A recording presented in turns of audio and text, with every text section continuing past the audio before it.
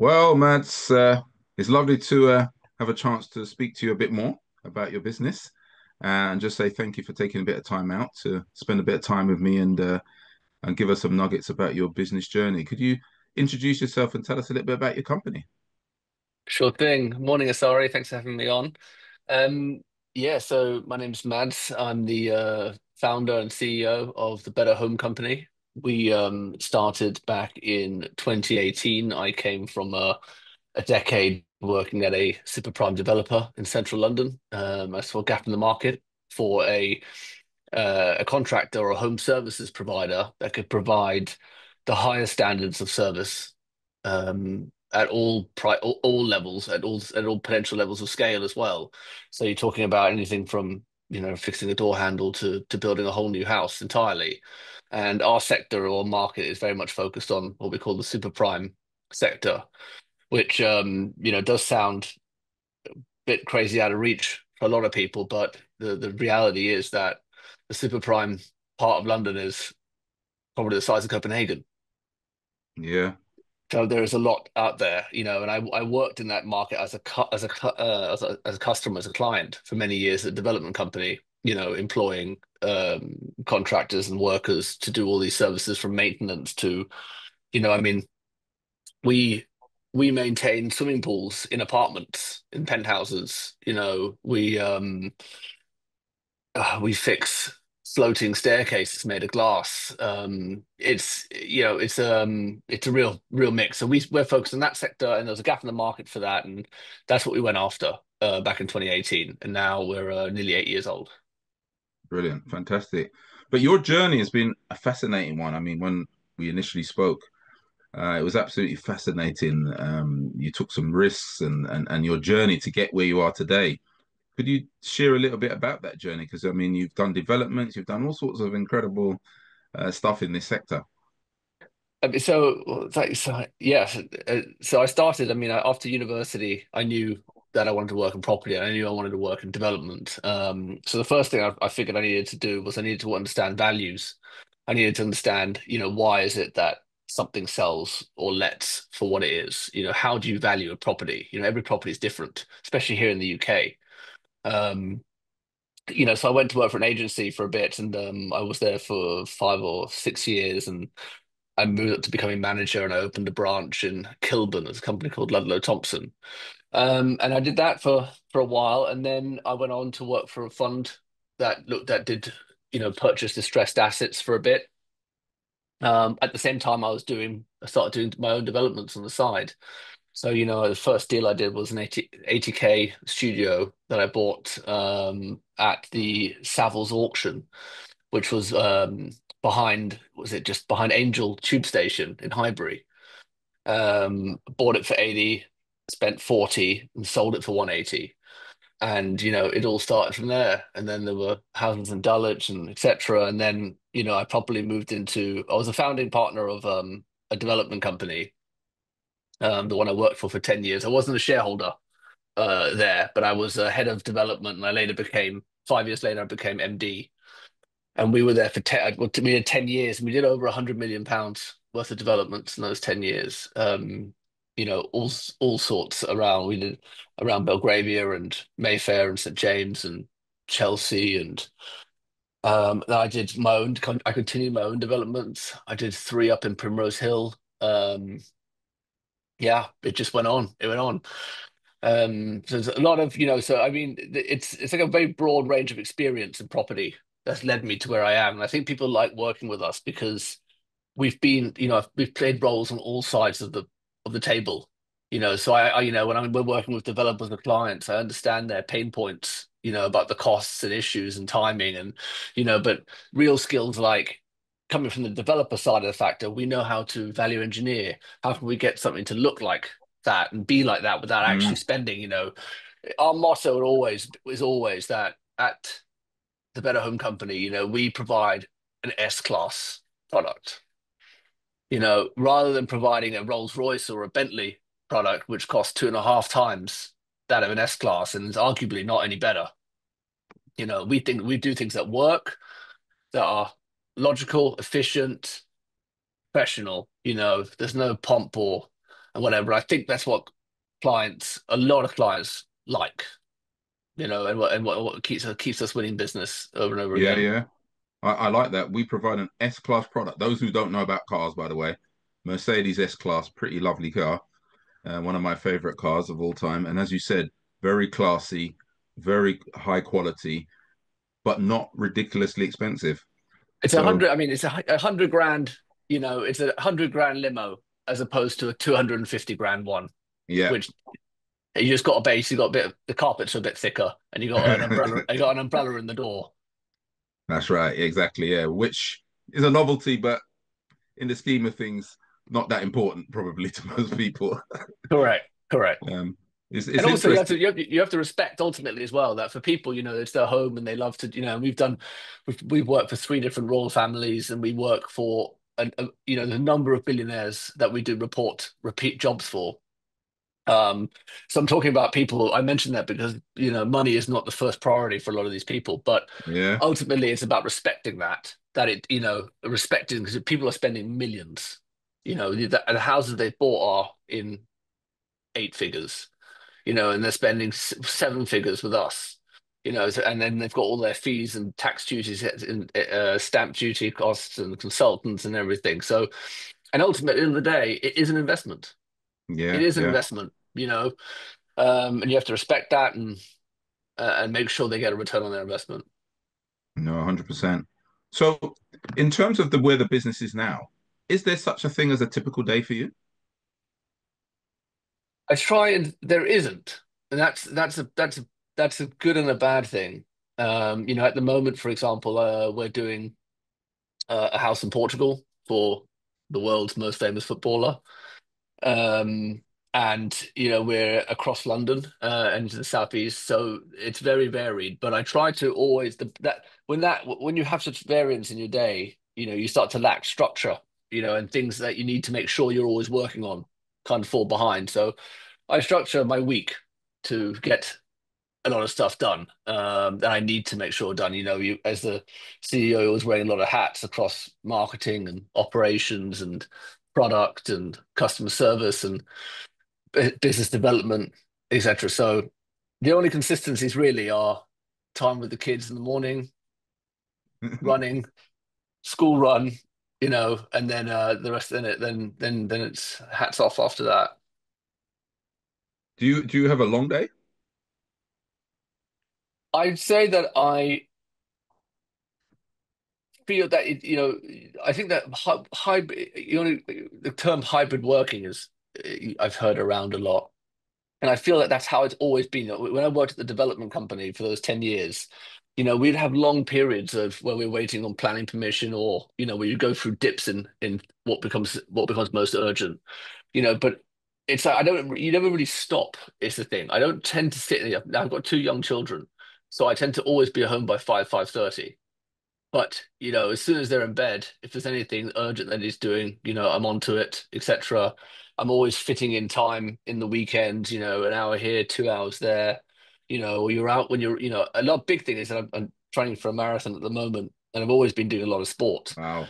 But the sport element for me, and it's always been about it's the best way of prioritizing thoughts and compartmentalizing your priorities. If I go for a 1 hour run, I can spend that time. It's like a filing system in the head, planning yourself out. And that time is invaluable because when I'm at my desk, I'm scrambling to get things done. I'm just like, what's the most urgent? I do the most urgent thing first, and you just work backwards. But you kind of get like a bigger picture for it. And Yeah, that's what I mean about a long day. I feel like, I don't want to feel like you're always working because you're not, but it's not like you close the laptop and that's it. It has to, if you're going to be successful, it always has to be on your mind. yeah, Always. absolutely. I mean, most successful people I've spoken to, particularly runners, they say the same thing. They find running fantastically therapeutic, a way to think and stuff like that. I mean, I love going to the gym and doing audiobooks. I've had some of the best ideas at the gym when I get a little nugget or some bit of inspiration, and I think, I just got to stop, pause the button, and I email myself some thoughts because I've got no Exactly. paper or pen or anything. But it's just such a Yes. nugget. I've got to capture it at that moment, and I send Yeah. myself an email. because when I get back to the desk, I'll remember that email, but I might not remember the thought. So I just put it like that, and I've done all sorts of stuff, started membership clubs and read books and done all sorts of things on the back of it. So I can It's totally a form relate to of it. But it's a form of go on. meditation. It's a form of Yeah, meditation. You're yeah, allowing yeah, your mind to just relax and think about something else, and that allows you to generate and process different thoughts where you get, yeah, like you say, yeah. ideas. And ideas are very Yeah, important. fantastic. But Yeah, not no. too many ideas. Not too many ideas, because that's also a problem. Yeah, I've coached a number of entrepreneurs who very successful making money, and they just come up with ideas and money making ideas and money making ideas. But you do have to put structure and stuff around it because, as you said, getting cash in can also need a lot of cash out. And before you know it, your overheads can be pretty, the bigger the business, bigger the overheads. And when you talk about payrolls, when you start coaching somebody and their payroll is a couple of £1,000 or a few £1,000s, they can borrow it if worse comes to worse. They'll just go to a friend or find somebody and they can borrow a few £1,000s. When your payroll is a million or, you know, hundreds of thousands, it's not so easy to just find somebody who can lend you that money. And even if you go to the bank, they're thinking, well, if you can't pay your payroll this month, what's going to happen next month? So, it gets tight. And I Hmm. totally understand that. There's a lot of pressure. So I totally understand that. So from your point of view, you must have learned a hell of a lot. I mean, when we spoke, it looks like, you've repositioned and repositioned. You constantly, you're looking at different situations. What would you say are some of the, maybe whether you call it mistakes or the lessons you've learned in business that you would maybe think differently now, or you've learned I've from and moved definitely on? I've definitely made every mistake I think that there is to make in business. But for me, the biggest mistakes that I've made is trying to do too much at once. As a Yeah. business, we've had to pivot so many times. We started 3 years before COVID and then went 3 years, through COVID and then coming out of COVID. So that we had to pivot a lot during that process. But at the same time, when we were scaling, I was always trying to introduce this new membership programs, new etc. This, and it's like you can only do so much, and you have to put those money making ideas aside and really focus on what you're doing. I mean, for me, if I decide we're going to do something, I'll have it actioned and on the way out by the afternoon. Which is good in some cases, but it hasn't had the thought for it, hasn't had the planning for it. Mm, That's something that I'm too action orientated, and it's like it goes down to another mistake, which is sort of prioritization. If you're spreading yourself too thin, there's no way that you can spend time where it really matters, because it's always going to take you more time than you think. Um, Other mistakes are expanding too soon, trying to scale too soon. mm, You need to be patient and get everything working right. More planning is key. yeah. And it's interesting you say that. As you said, you can find an idea, a business idea that brings in cash. But of course, one of the dangers is that the cash comes in, but then you've got to deliver to the customer and staff got to come with you and all those other things. And as you said, the danger is it can go, if things start to go wrong, you now got to backtrack and fix them. And Oh yeah. it can be problematic. But yeah, really interesting. Um, when you think of like inspiration or you get inspiration, is there any particular person that comes to mind when you think about people who you admire? I think you know, Richard Harpin from HomeServe he grew and there's so many younger and more current entrepreneurs. I think that a lot of people maybe are more focused on, but I've always had a lot of respect for him. He's grown a business in the sector that I'm in, and it's not easy. I know what he's been through, to get it to the size that he got it to. The amount of perseverance that he must have had, or he has, is I have a lot of respect for that. Mm. And anything he says, I listen to it. But I think his Yeah, he's now got he's now since sold HomeServe and he's moved on. He's working a lot with his business leader platform, and I think that yes, I listen a lot to what he says. brilliant. Any particular books that or do you prefer audio, or how do you sort of listen to business ideas and things? I love books, and they keep stacking up. as I keep buying them because I want to read them, and I never get through them. So I do a lot of audiobooks, either when I'm running, for example, or driving in the car. The ones Mm, I'm reading at the moment is about it's called Seven Assets, which is a book about the new digital assets of business, where you need to focus your attention on going forward. And anything, to be honest, really about AI, I'm focusing on at the moment yeah, because it is just, you know, developing at a breakneck speed. yeah. I had a call last week with an AI bot Wow, who connects you with people on LinkedIn. that is crazy. I mean, And you knew you were speaking to, it's not a person. You knew you were speaking to a yeah, computer or whatever. yeah, yeah. Was it was And it people good? say, it was very good. It was very Mm, good. And then people say, oh, I can't imagine, people when they do customer service, they want to hear a real person. That person, that AI bot I spoke to was, sounded better pretty than real. most customer service people I speak to. Yeah, yeah. Interesting, isn't it? It's phenomenal Yeah. what's I happening mean, out it's there, as you said. moving, it's going breakneck speeds. Yeah. It's going at And breakneck speeds, and it's a whole new dawn. yeah, and with the investment in it, it's only going to go faster and faster because if money can be made out of it, then the tools will come. Oh So yeah. in your business, do you think can you think 5 years ahead? Is that too long a time? What do you sort of how do you sort of think about the future? Well, we are yeah, so I mean, we've decided we've grown almost 300% on average every year. Wow. It has slowed down at points during COVID, etc. But and I know that's been great, but the profits, the scaling aspect has always been difficult as well, with costs shooting up alongside it.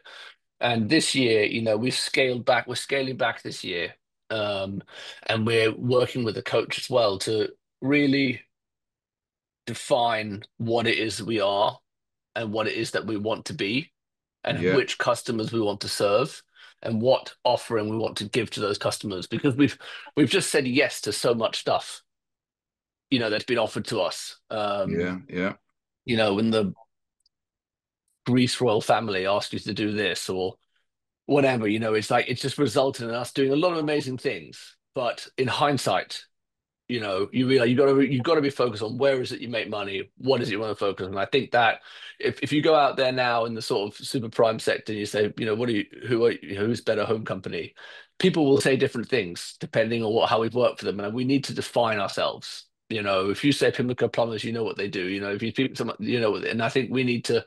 That's what we need to focus, yeah, yeah. um, and that's our real goal at the moment. And it's interesting that you say that because a lot of people might be watching this and thinking 300% a year. I'd love my business to grow 300% a year, but they don't always appreciate that, as you said. But costs were growing, and also sometimes, as you said, you take on work because it's there and it looks the right business, but it could take you in different, as you said, take you in different places that maybe in Yeah, hindsight, maybe it's not the best, it wasn't the best situation. So it's and quite interesting you say that. Yeah. and not just cost, risk. Yeah. Yeah. You got people that underestimate the factor of risk. Things all the way through 2024, like I mentioned, our revenue would be going from about our in and out would be swinging every month would be swinging from 600K to a million, Mm, depending on what's happening. And when you've got that kind of that amount of money coming in and coming out, and those swings for how it works, depending on what stage of the project you mm, are, it doesn't yeah. take much of a fly in the ointment to cause you very big problems. And when you have those problems, it costs money to fix them. And you also have to think is the risk that you're undertaking. Because, for example, if one customer who's paying us 300 grand a month, for example, suddenly can't pay, what would that mean for us as a business? And what would the risk entail? And is that worth it? You have to think Yeah. that, and you do have to plan for the worst. So it's for us that is, I would say, it's been my biggest learning, Yeah. recent Yeah. learning, is to understand the risk, because as an entrepreneur, you are open to risk, and I'm not scared of risk. And, that's why when you take it all on, but you need to always look back and think, is that acceptable? Yeah. Yeah. One of the other challenges to explore is staff. Hmm. There's lots of discussions around, incentivizing and how do you get the best out of people. There's lots of people writing about in post COVID. We have an interesting challenge with people. Many employers I speak to say staff are now making demands of them. I'm old enough to remember when my parents thought I should be grateful for getting a job, and that's the attitude that you should have.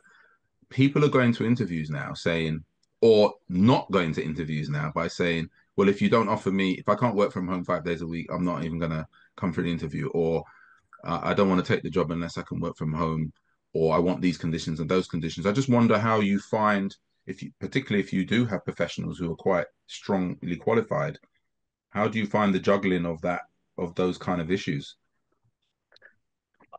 I mean, I'm in my 40s, so I'm also old enough to remember how things were.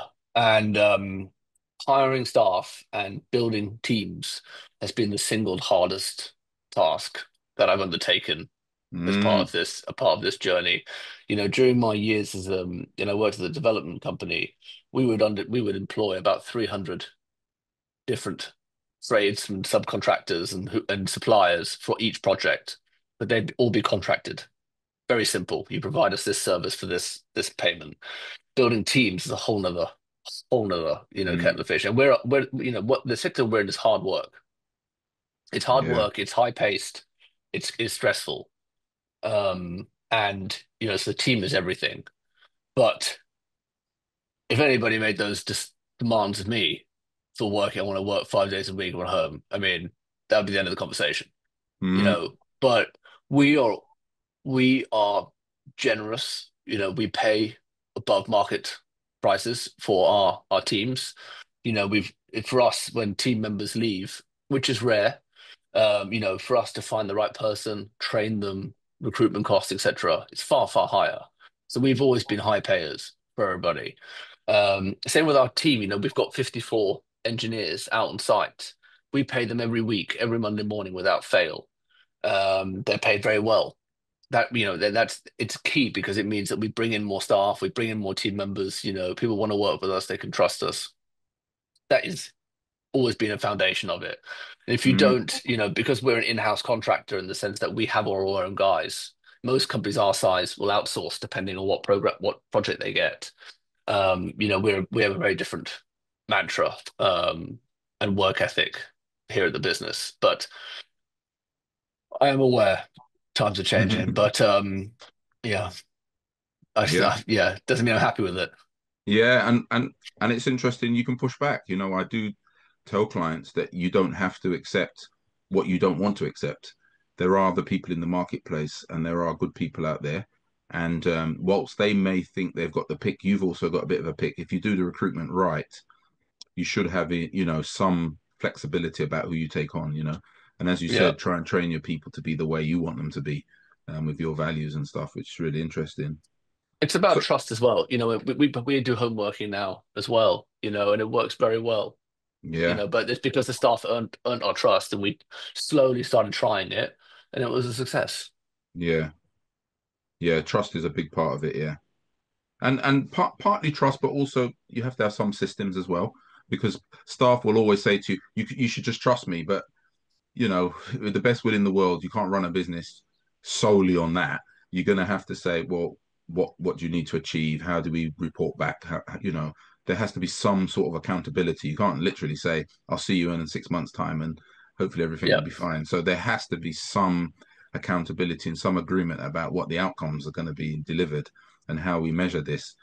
So yeah, I totally understand it. In terms of the industry right now, what would you see as the challenges in your industry, particularly as you said, you're super prime, so you're, very niche.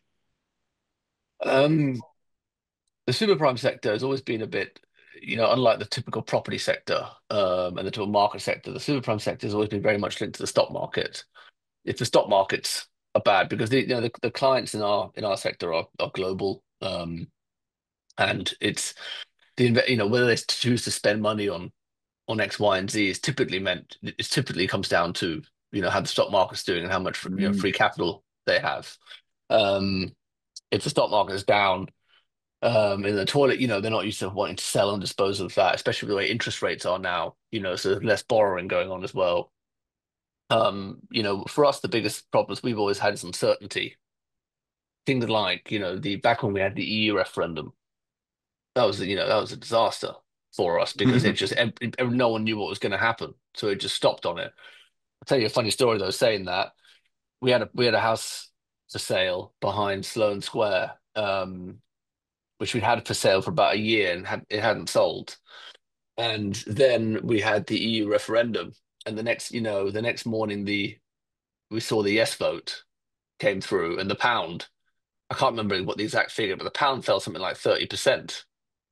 And that same day, we had a bidding war for that property from a Malaysian royalty and a US celebrity, because suddenly that overnight that property had a 30% discount. Yeah, I think, yeah, I very think it was cheap, just, exactly. which is millions of pounds.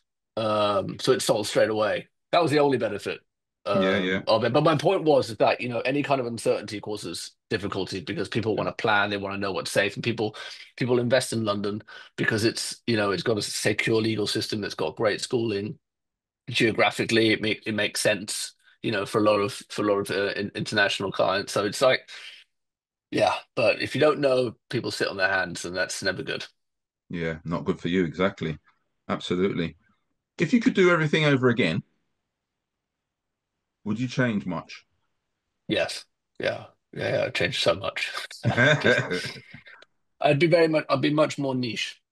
Yeah. I'd be much more niche, and um, I would focus in on something that could be heavily automated, and really a set where I could really, because we have processes for everything. We build processes for, but because we carry such a variety of works, you can't. There's a limit to how much you can process.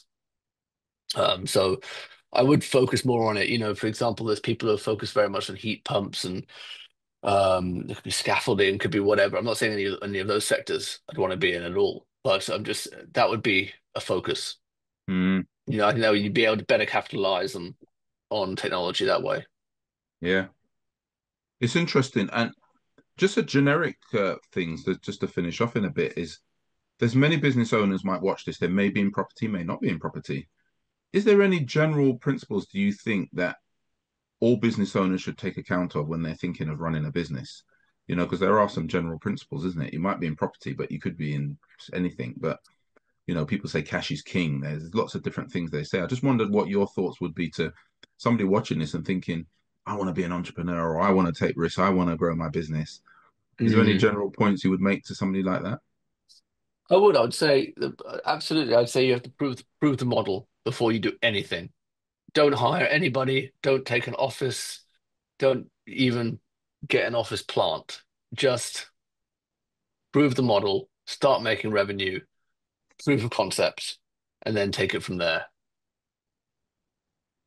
That's a great one, yeah. But so many people can think this is the winner takes all. This is the one. And as you said, remortgage your house, borrow from everybody, put every penny you got into it. But Yeah, as you said, if you haven't proved the concept yet, you may be one of the few people, apart from your mum, that think this is a winner. Um, yeah. it's funny. Especially if sorry, especially if you're someone like me who can be very impromptu, and Yeah, thinks I'm impulsive. doing Yeah, this, I'm going for this now. And a lot of entrepreneurs are like that, and yeah. that's why I say just prove the model, Prove show the model. revenue, Yeah. go from there.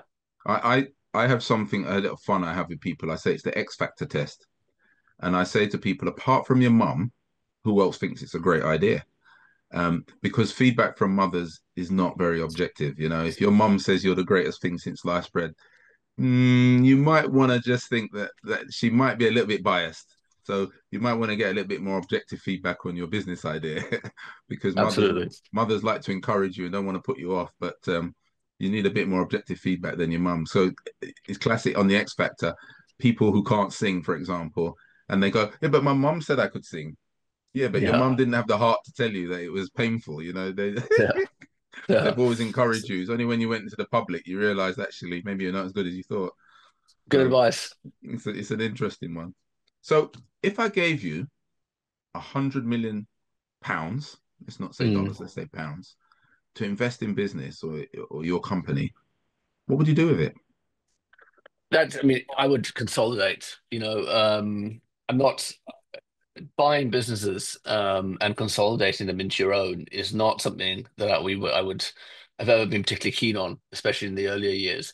But we are at a point in our business now where we've got such strong structures in place, and we have so much know-how only through years of making mistakes, Yeah. so that we are in a position now where buying and considering consolidating and folding them into our existing operations would be very, very, very, very interesting. So that would be what, buying other companies? Yeah. Yeah, and bring them into your group. It'd be Interesting, yeah. other companies that we respect, respect and admire, and bringing them into our operations.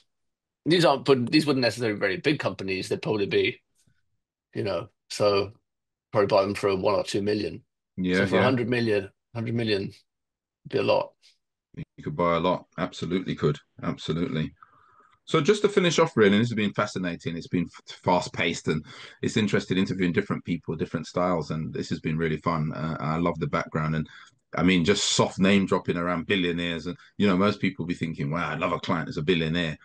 Do you working with that type of client? What we see on TV, is that reality?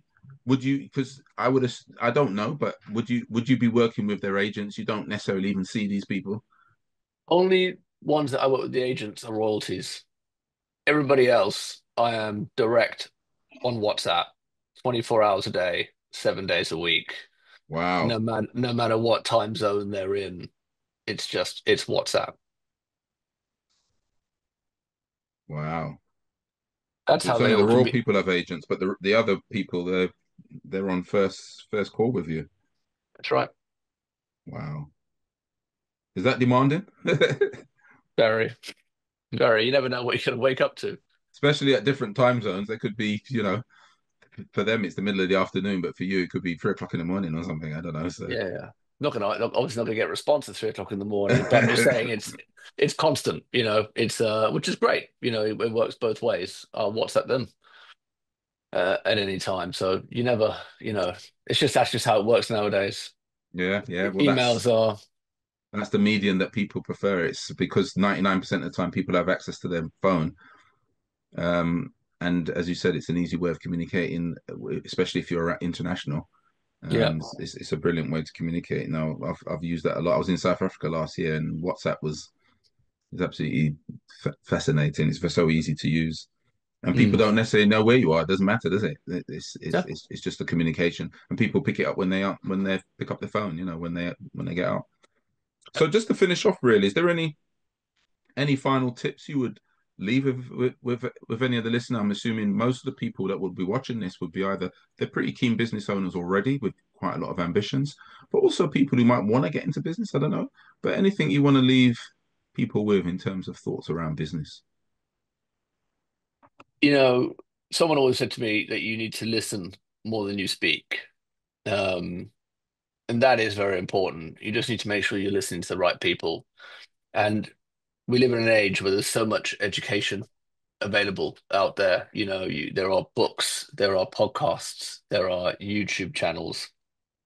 If you, whatever sector or whatever you're going to go into, you need to learn and absorb as much as you can. Um, that is what I would recommend. If you're not at the cutting edge of whatever you're going in to do, forget it. Yeah, And if you're yeah, not, that's and yeah, and if you're soft and you're not tough, you're going to have a very, very hard time with it. yeah, yeah, yeah. You have to be tough for this game, that's for sure. A lot of people come to me with all sorts of ideas, and I still remember Mads when I did the X Factor test on somebody.